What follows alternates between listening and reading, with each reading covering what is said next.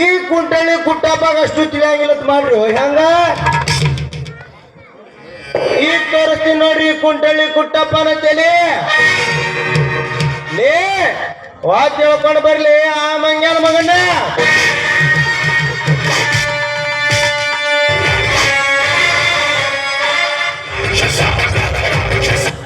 ನಮಸ್ಕಾರ ಸಾವುಕಾರ್ರಿ.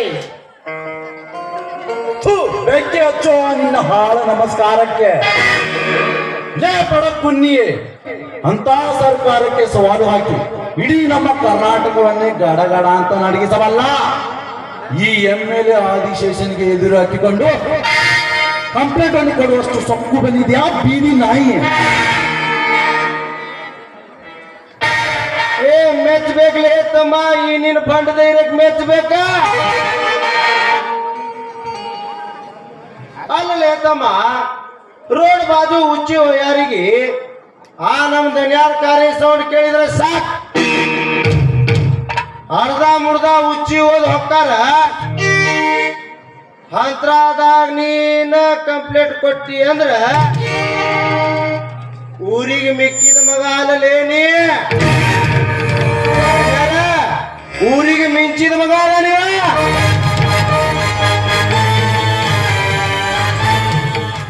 ಕಾದ್ಕೊಡ್ರಿ, ನಾನು ಸಾವುಕಾರ ಮೇಲೆ ಕಂಪ್ಲೇಂಟ್ ಕೊಟ್ಟಿದ್ದು ತಪ್ಪು, ಆದ್ರೆ ಈ ಸಾವುಕಾರ ಮಾಡಿದ್ದು ತಪ್ಪಲ್ಲವೇನ್ರಿ?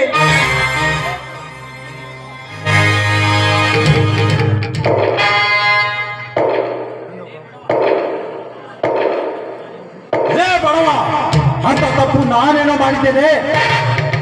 ಸಾಕು ನಿಲ್ಲಿಸಿ ಸಾವುಕಾರೆ, ಸಾಕು ನಿಲ್ಲಿಸಿ. ನೀವು ಮಾಡಕ್ಕಾದ್ರು ಇನ್ನೇನು ಉಳಿದೈತಿ? ಇಡೀ ದೇಶವನ್ನು ಈ ಆಳದ ಕೊಂಡಾಟಕ್ಕೆ ಸಿಕ್ಕಿ ನುಚ್ಚು ನೂರಾಗಿ ಹೋಗೈತಿ. ದಿನ ಬೇಕಾದ್ರೂ ರಾಶಿ ರಾಶಿ ನಾವು ಬೀಳೋದು ನೋಡಿದ್ರಿ. ಇಡೀ ನಮ್ಮ ದೇಶನ ಆಸ್ತಿ ಮೇಲೆ ಕಣ್ಣೀರು ಬಿಟ್ಟು ಅಕ್ಕಿಯನ್ನು ಕುಂತಿದ್ದಾನೆ, ಕೊಂಡೈತಿ. ಕೆಲಸ ಮಾಡಕ್ ಹೋದ್ರೆ ಹೊರಗಡೆ ಕೆಲಸ ಇಲ್ಲದಂಗಾಗೈತಿ. ಊಟ ಮಾಡಕ್ ಹೋದ್ರೆ ಮನೆಯಾಗ ಕಾಳು ಕಡೆ ಇಲ್ದಂಗಾಗೈತ್ರಿ. ಹಸುವಿನಿಂದ ಖಾಲಿ ಹೊಟ್ಟಾಗ ಮೂರ್ ದಿನ ಬರೀ ನೀರ್ ಕುಡಿದು ಮಲ್ಗು ಹೊತ್ತು ಬಂದೈತ್ರಿ. ಇಂಥ ಹೊತ್ನ್ಯಾಗ ಬರೋದಲ್ಲ ಬಡವರಿಗೆ ಅಂದಂಗ ಕಾದು ಕುಳಿತ ಆ ಎಮ್ಮಾರಿ ಕೊರ್ನ ಕೈಯಾಗ ನಮ್ಮ ಸಿಕ್ಕಿಕೊಂಡು ಒದ್ದಾಡಿ ಹೊತ್ತಿನಾಗ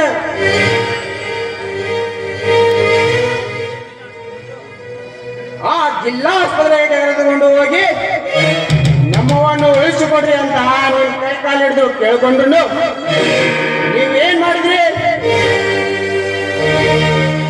ಬೆಡ್ ಖಾಲಿ ಅಂತ ಹೇಳಂತ ಹೇಳಿ ನಿಮಗೆ ಹೊರಗಡೆ ಹಾಕಿ ಹಿಂಗ್ ಬಂದ ಶ್ರೀಮಂತರಿಗೆ ಬೆಡ್ ಕೊಟ್ಟು ರೊಕ್ಕ ಮಾಡಿದ್ರಿ. ರೊಕ್ಕ ಇತ್ಯಾಗ ನಮ್ಮವ ಉಸಿರುಗಟ್ಟು ಅನ್ನದಲ್ಲಿ ಸತ್ರು. ಜೆಸಿಬಿ ತರಿಸಿ ಒಂದೇ ಕಡ್ಡಿನಾಗ 106 ಜನ ಮುಚ್ಚಿ ಕೈ ತಕೊಂಡ್ಬಿಟ್ರಲ್ಲ. ಇಷ್ಟೆಲ್ಲ ಮಾಡಿದ್ರು ಮತ್ ನಾನೇನ್ ಮಾಡಿದ್ರು ಅಂತ ಕೇಳಕ್ ನಿಂತಿರಲ್ಲ.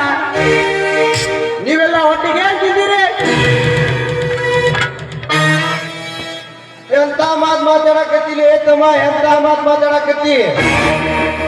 ಈ ನಿನ್ನ ಮಾತು ಕೇಳಿ ನನ್ನ ಹೊಟ್ಟೆ ಕೊಳ ಕೊಳ ಕೊಳ ಉಚ್ಚಿ ಹೊಳೆ ಬಂದಾಗತ್ತೈತಿ. ಹೋಯಪ್ಪ ಕುಟಪ್ಪ, ಸಾಕು ಬಾಯಿ ಮುಚ್ಚು. ಈ ಕೊರೋನಾ ಹೊಡೆತಕ್ಕೆ ಸಿಕ್ಕಿಕೊಂಡು ಬಹಳ ಜನ ತಮ್ಮ ಪ್ರಾಣವನ್ನೇ ಕಳೆದುಕೊಂಡಿದ್ದಾರೆ. ಹಾಗಂತ ನಾವು ಕೂಡ ಇವರ ಜೊತೆಗೆ ಸೇರಿ ಪ್ರಾಣವನ್ನು ಕಣ್ಣೀರು ಹಾಕಲಿಕ್ಕೆ ಬರುತ್ತಾ? ನೋಡು, ಈಗ ಒಳ್ಳೆಯ ಮಾತಿನಿಂದ ಕೊಟ್ಟಿರುವ ಕಂಪ್ಲೇಂಟ್ ಅನ್ನು ವಾಪಸ್ ತೆಗೆದುಕೊಂಡರೆ ಮಾತ್ರ ಈ ಭೂಮಿ ಮೇಲೆ ಬದುಕುತ್ತೀಯಾ? ಇಲ್ಲವಾದರೆ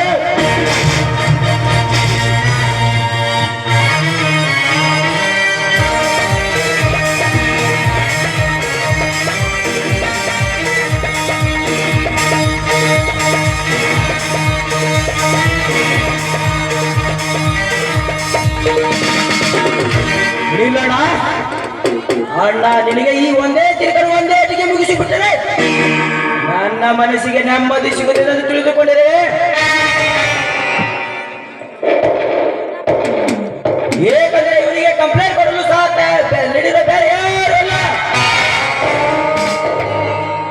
ನಾವು ಆಸ್ಪತ್ರೆ ಕಡಿಲಿಕ್ಕೆ ಜಮೀನು ಕೊಡದೆ ಸತ್ತ ಇದಲ್ಲ ಅವನೇ ಆ ಶಿವಣ್ಣನ ತಮ್ಮ ವಿಷ್ಣು.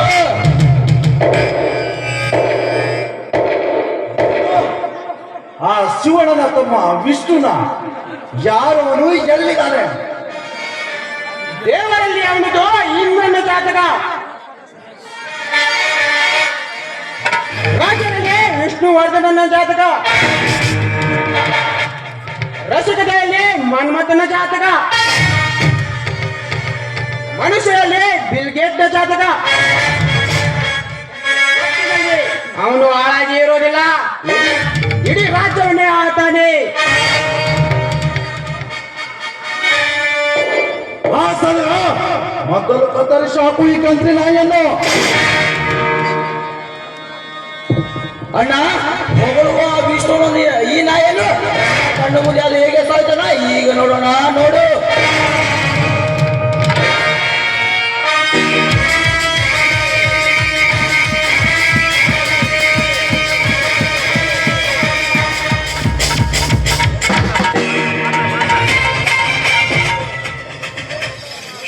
ಮಣ್ಣ ಚಟ್ಟಿ ತಾನು ತೊಡೆಯ ತಟ್ಟಿ ಎಲ್ಲಾನು ಎಲ್ಲ ಮೆಟ್ಟಿ ಈಶ್ವರ ಆ ಕುಚ್ಚಿನಂತೆ ಕಟ್ಟಿ ಈ ಒಮ್ಮೆ ನೋಡಿ ಕಟ್ಟಿ ಕಟ್ಟಾನೆ ಮೂಟೆ ಕಟ್ಟಿ ಈಶ್ವರ ಈ ನಮ್ಮ ನಾಡಿನಾಣೆ ಕಾವೇರಿ ತಾಯಿಯಾಣೆ ಜೀವಕ್ಕೆ ಜೀವನ. ಹಣಮ ನೀನು ಮನೆಗೆ ಹೋಗು.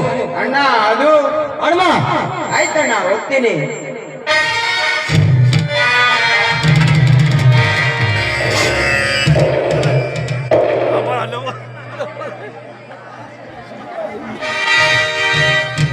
ಕಾರ್ಕೊಂಡ್ರೆ ನೀವು ಹೇಳಿದ ಹಾಗೆ ಈ ವಿಷ್ಣು ವಿಜಯನ ತೆಗೆದುಕೊಂಡು ಬಂದಿದ್ದೇನೆ. ಅದೇನಂತ ನೀವು ವಿಚಾರಿಸಿಕೊಳ್ಳಿ. ನಮಸ್ಕಾರ ಮಾಡ್ತೇನೆ ಹಾಲಿ ಶಾಸಕರಿಗೆ. ಹಾ ನಮಸ್ಕಾರ.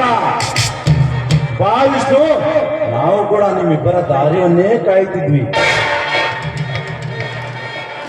ಆದರೆ ನಾನು ಕರೆದ ತಕ್ಷಣ ಅಣ್ಣ ತಮ್ಮಂದಿರು ಅದಕ್ಕೆ ಬೆಲೆ ಕೊಟ್ಟು ಬಂದಿದ್ದೀರಲ್ಲ, ತುಂಬಾ ಸಂತೋಷ.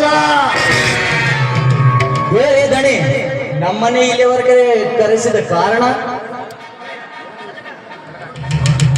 ನೋಡು ವಿಷ್ಣು, ಕಾರಣವಿಲ್ಲದೆ ನಾವು ಯಾರನ್ನು ಕೂಡ ಇಲ್ಲಿ ತನಕ ಕರೆಸಿದಿಲ್ಲ. ಏಕೆಂದ್ರೆ ನಿಮ್ಮ ಹತ್ರ ಒಂದು ಮುಖ್ಯವಾದ ವಿಷಯವನ್ನು ಮಾತನಾಡಬೇಕಿದೆ. ಅದಕ್ಕೋಸ್ಕರನೇ ನಿಮ್ಮಿಬ್ಬರನ್ನು ಇಲ್ಲಿ ತನಕ ಕರೆಸಿಕೊಂಡಿದ್ದೇವೆ. ಅದಕ್ಕೆ ತಾನೇ ನಾವು ಕೂಡ ಇಲ್ಲಿವರೆಗೂ ಬಂದಿದ್ದು.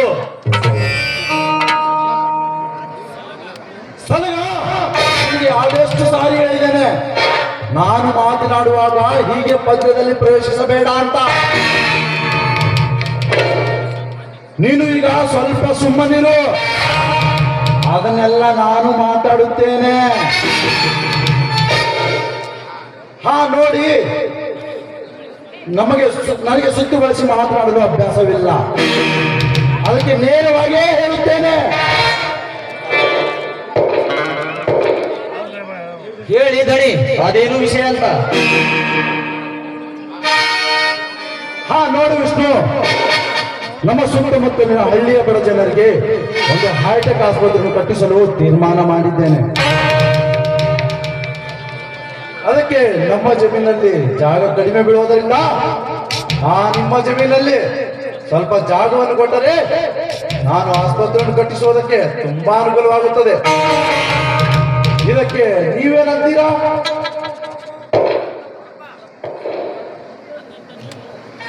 ಹಂಗಂತ ನೀವೇ ನಮ್ಮ ಪುಕ್ಷಾಡಿ ಕೊಡು ಅಂತ ಕೇಳಾಕತ್ತಿಲ್ಲೋ ತಮ್ಮ. ಅದ್ರ ತಕ್ಕಂತೆ ದುಡ್ಡು ಕೊಡ್ತೀವಿ. ದುಡ್ಡು ಸುಮ್ಮನೆ ದುಡ್ಡು ತಗೊಂಡ ರಾಜ ರಾಜ ನಂಗೆ ಮೇರಿದ ಬಿಟ್ಟ ಅದ ಮೂರಕ್ ಮನೆ ಹರಕ್ ಹಂಗ್ಯಾಗ ಬಿದ್ದು ಉಳ್ಳಾಡ್ತೀನಿ ಅಂತಿರಲ್ಲಿ. ಈ ನಿಮ್ ಬುದ್ಧಿಗೆ ಏನ್ ಹೇಳ್ಬೇಕಂತೀನಿ ನಾನು? ಹೌದು ಕಾರ್ಕೊಂಡ್ರಿ, ಈ ನಿಮ್ಮ ಮಾತು 100% ಸತ್ಯವಾಗಿದೆ. ಯಾಕಂದರೆ ನಾವು ಕೂಡ ಸುಮಾರು ವರ್ಷಗಳಿಂದ ಆ ಭೂಮಿಯನ್ನು ನಂಬಿಕೊಂಡು ಬಂದಿದ್ದೇವೆ.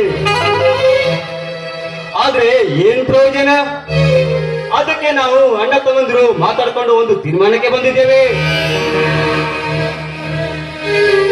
ಹೌದು, ನಿಮಗೆ ನಮ್ಮ ಜಮೀನನ್ನು ಕೊಟ್ಟು ಅದೇ ಬಂದ ದುಡ್ಡಿನಲ್ಲಿ ಸುಮಾರು ಆಕಳನ್ನು ತಂದು ಅವಕ್ಕೆ ದೊಡ್ಡ ಫಾರ್ಮ್ ಅನ್ನು ಕಟ್ಟಿಸಿ ಹೈನುಗಾರಿಕೆ ಮಾಡಬೇಕೆಂದು ಅಂದುಕೊಂಡಿದ್ದೇವೆ.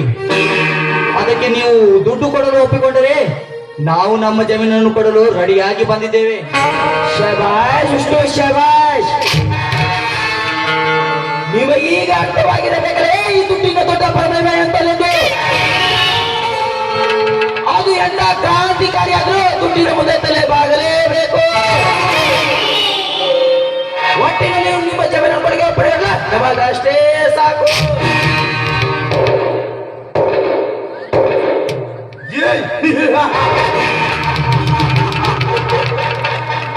ಹೋಗಲಿ ಬಿಡು ಸಲಗ, ನೀನೇಕೆ ಇವರಿಗೆ ಈ ರೀತಿ ಮಾತನಾಡುತ್ತಿರುವೆ? ಪಾಪ ಅವರು ಕೂಡ ನಮ್ಮ ಹಾಗೆ ಸ್ವಲ್ಪ ದಿನ ಶ್ರೀಮಂತಿಕೆಯನ್ನು ಅನುಭವಿಸಿ ಸಾಯಿದೆ. ಆಗ ಅವರಿಗೆ ಆ ಸ್ವರ್ಗದ ಬಾಗಿಲು ತಾನಾಗೇ ತೆರೆಯುತ್ತದೆ.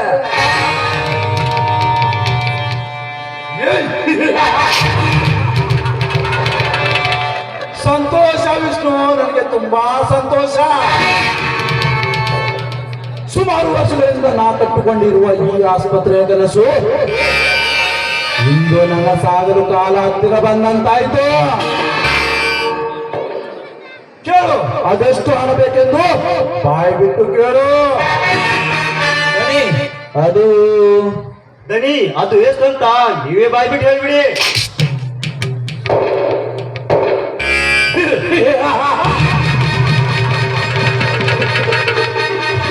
ಹಣವೆಂದರೆ ಅಷ್ಟಕ್ಕೆ ಭಯ ಬೀಳುವಿರಿ? ಸರಿ, ನಾನೇ ಹೇಳುತ್ತೇನೆ.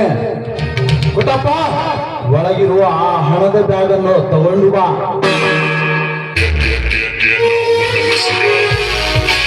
ಆಯ್ತ್ರಿ ಸರಿ, ತರ್ತೀನಿ.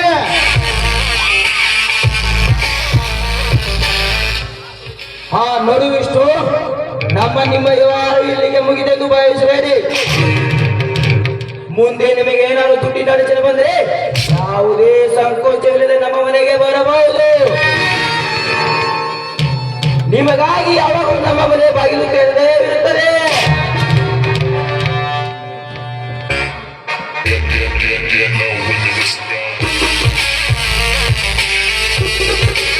ಹಾ ದನಿ, ತಗೋರಿ ಸೂಟ್ ಕೇಸ.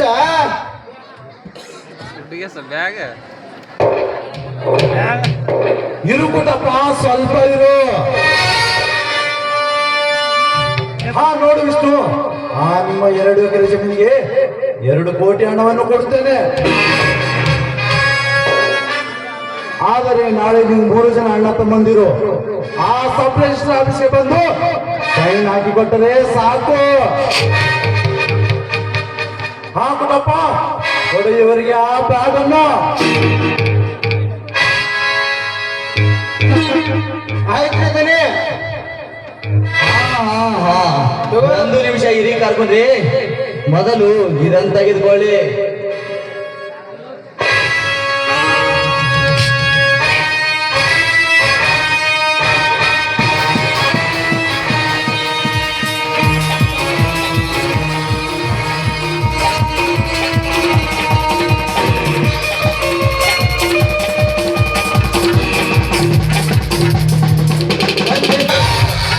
ಇದು ಯಾವ್ದ ಬ್ಯಾಂಕ್ ಚೆಕ್ ಇದ್ದಂಗ ಐತಲ್ಲಿ ಅಪ್ಪ. ಹೌದು ಕಾರ್ಕೊಂಡ್ರಿ, ಇದು ಬ್ಯಾಂಕ್ ಇದ್ದಂಗ ಆಯ್ತಲ್ಲ ಕಾರ್ಕೊಂಡ್ರಿ. ಅದು ಬ್ಯಾಂಕ್ ಚೆಕ್. ಒಂದು ಸಾರಿ ಕಣ್ಬಿಟ್ಟು ಸರಿಯಾಗಿ ನೋಡ್ಕೊಳ್ಳಿ. ಹೌದ್ಲೇ ತಮ್ಮ, ಇದು ಬ್ಯಾಂಕ್ ಚೆಕ್. ಮತ್ ನನ್ ಕೈಯ ಯಾಕೆ ಕೊಟ್ಟಿರ್ಲೇ ಅಪ್ಪ? ಕಾರ್ಕೊಂಡ್ರಿ, ಅದ್ರಾಗ ಎಷ್ಟು ದುಡ್ಡು ಬರ್ತಿದೆ ಅಂತ ಇಲ್ಲಿ ಕೂತವ್ರಿಗೆ ಎಲ್ಲರಿಗೂ ಸ್ವಲ್ಪ ಬಾಯ್ ಬಿಟ್ಟು ಹೇಳ್ರಿ ಕಾರ್ಕೊಂಡ್ರಿ. ಓಹೋ ಹಂಗಂದೇ ಅಪ್ಪ, ತಡ್ಕೊಳ್ಲೇ ಅಪ್ಪ, ನೋಡಿ ಹೇಳ್ತೀರಿ. ನೋಡ್ತಮ್ಮ, ಇದ್ರಾಗ 5 ಬರದ 0 0 0 ಬರ್ದಾರಂದ್ರ 5 ಕೋಟಿ ಬರ್ತೈತೆ ಅಪ್ಪ. ಯಾಕೆ ಏನಾತ? ಸರಿ, ಹಾಗಾದ್ರಿ ನಮ್ಮ ಎತ್ತುಗಳನ್ನು ಕಟ್ಟಲಿಕ್ಕೆ ನಮ್ಮ ಮನೆಯಲ್ಲಿ ಅಷ್ಟೊಂದು ಜಾಗ ಸಾಲುತ್ತಿಲ್ಲ. ಅದಕ್ಕೆ ಈ 5 ಕೋಟಿಯ ಚೆಕ್ಕನ್ನು ನೀವೇ ಇಟ್ಟುಕೊಂಡು ಆ ನಿಮ್ಮ ದಣಿಯವರ ಅರಮನೆಯನ್ನು ನಮ್ಮ ಎತ್ತಿನ ಕೊಟ್ಟಿಗೆ ಆಗಿ ಕೊಟ್ಟು ಬಿಡಿ.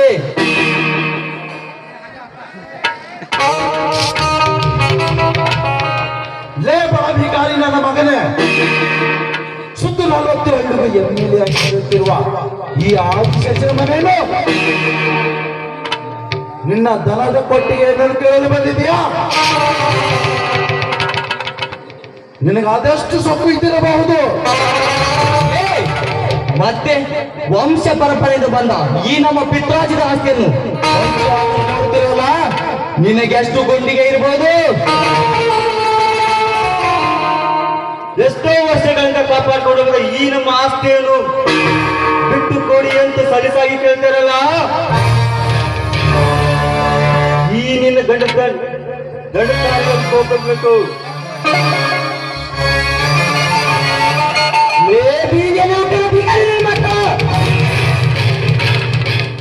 ಹೊಲ ಕೊಡ್ತೆ ಎಂದು ಬಂದು ನಮಗೆ ತಿರುಗಿ ಆಡ್ಕೊಳ್ಳೋದಿಲ್ಲ. ನಿಮಗೆ ಎಷ್ಟು ಸೊಪ್ಪು ಇದಿರ್ಬೇಕಲೇ? ಬರೀ ನೋಟಿಂದ ಕಡೆಗೂ ಈ ಕೋಟಿ ಕೇವಲ ನಿಮ್ಮ ಎತ್ತುಗಳನ್ನು ಕಟ್ಟಲಿಕ್ಕೆ ಇದು ಒಬ್ಬ ತಂದೆ ರಕ್ತಕ್ಕೆ ಹುಟ್ಟಿದ ದೇಹ, ನಿಮ್ಮ ಹಾಗೆ 100 ತಂದೆ ರಕ್ತಕ್ಕೆ ಹುಟ್ಟಿದ ದೇಹವಲ್ಲ. ಲೇ ಮಕ್ಕಳ, ಮಲಗಿರೋ ಸಿಂಹನ್ನ ಮುಟ್ಟಿ ಹಬ್ಸಿಲ್ಲ, ತಟ್ಟಿ ಹಬ್ಸಿಲ್ಲ, ಬಡದು ಎಬ್ಬಿಸಿದರ. ಇನ್ನು ಮುಂದೆ ಬಾಯಿಂದ ಮಾತನಾಡಿ ಹಾಗೆ ಸುಮ್ಮನೆ ಬಿಡುದಿಲ್ಲ. ಬಾಯಿ ಹಾಕಿ ಮಗನ ಹಾಕೋದು. ಸಾಕಿನ ನರಿ, ಬಾಯಿ ಹಾಕಿ ಬಗೆಯುವುದಕ್ಕೆ ನಮ್ಮನ್ನು ಕೊಬ್ಬಿನ ಕುರಿವೆಂದು ತಿಳಿದಿರುವೆಯಾ ಮಗನ? ನನ್ನ ಅರ್ಧಾಯುಷ್ಯವನ್ನೇ ರಾಜಕೀಯದಲ್ಲಿ ರಾಯಭಾರಿ ಮಾಡಿದ ಈ ಆದಿಶೇಷನ್ಗೆ ಕೇವಲ 4 ಎತ್ತುಗಳನ್ನು ಕಟ್ಟಿಕೊಂಡು ಅದೇ ಭತ್ತದ ಗದ್ದೆಯ ಕೆಸರಿನಲ್ಲಿ ಬಿದ್ದು ಒದ್ದಾಡಿ ಬಾಳುತ್ತಿರುವ ನಿನ್ನಂತ ಬಡ ರೈತನಿಗೆ ಇಷ್ಟು ಅಹಂಕಾರ ಇರಬೇಕಾದ್ರೆ ಇನ್ನು ಈ ರಾಜ್ಯದ ತುಂಬೆಲ್ಲ ಹೆಸರು ಮಾಡಿರುವ ಈ ಆದಿಶೇಷನಿಗೆ ಇನ್ನೆಷ್ಟಿರಬೇಡ. ಲೇ ಆದಿಶೇಷ, ನೀನು ಹೇಳೋ ಹಾಗೆ ನಾನು ಕೂಡ ಕಾದಿಯನ್ನು ಕೊಟ್ಟು ಕಾದಿನಲ್ಲಿ ಮೆರೆದಿದ್ದರೆ ಅದೇ ನಿಮ್ಮಂತ ರಾಜಕೀಯದ ನಾಯಿಗಳೆಲ್ಲ ಬೀದಿಗಳಲ್ಲಿ ನರಕವನ್ನು ತಿಂದು ಬದುಕಬೇಕಾಗುತ್ತದೆ ಮಗನೇ. ಎಚ್ಚರ.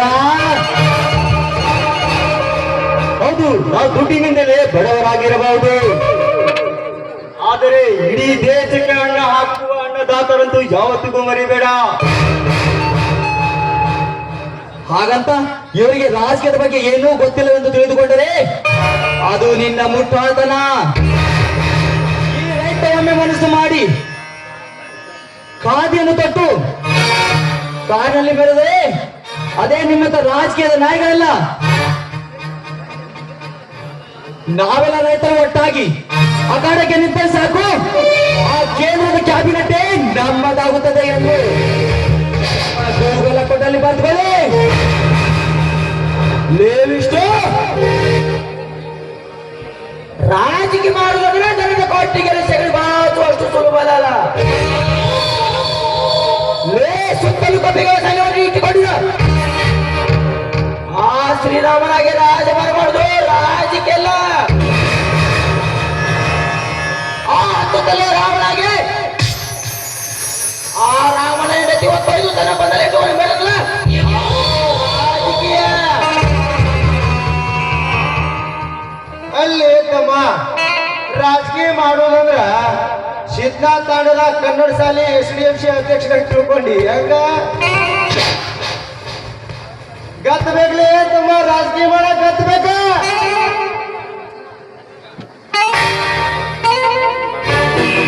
ವಿಷ್ಣು, ನಿನ್ನ ಹಾಗೆ ಆದೆಷ್ಟೋ ನರಿಗಳನ್ನು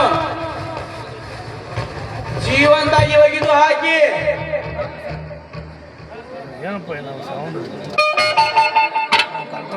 ರಾಜಕೀಯ ಮಾಡ್ತೇವೆ ಎಂದು ಹೇಳ್ತಿಲ್ವಾ? ಅದು ಎಷ್ಟು ನಿಮಗೆ ಧೈರ್ಯ ಇದ್ರಿ?